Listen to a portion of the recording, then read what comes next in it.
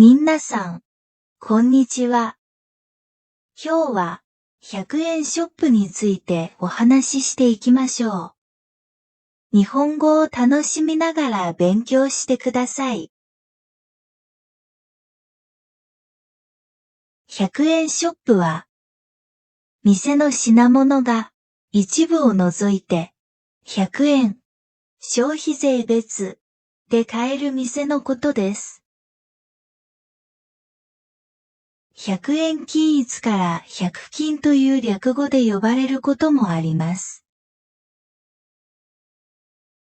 100円ショップはデパートやショッピングモールの一角にある場合もありますし、ビル全体が100円ショップになっている場合もあります。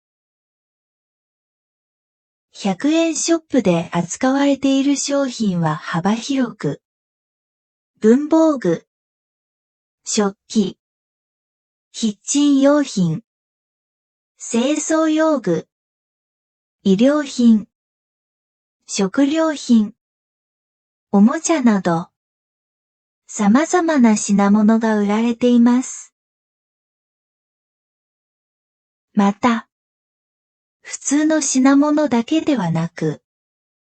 オリジナルのアイデアグッズや便利グッズなどもあります。100円ショップには、日常で必要となるもののほとんどが揃っています。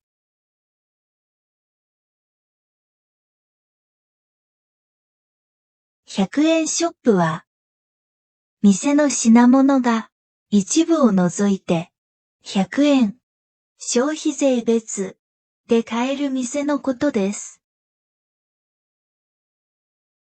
100円均一から100均という略語で呼ばれることもあります。100円ショップはデパートやショッピングモールの一角にある場合もありますし、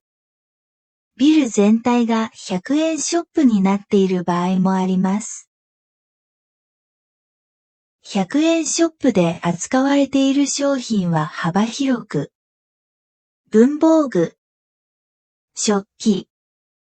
キッチン用品、清掃用具、衣料品、食料品、おもちゃなど、様々な品物が売られています。また、普通の品物だけではなく、オリジナルのアイデアグッズや便利グッズなどもあります。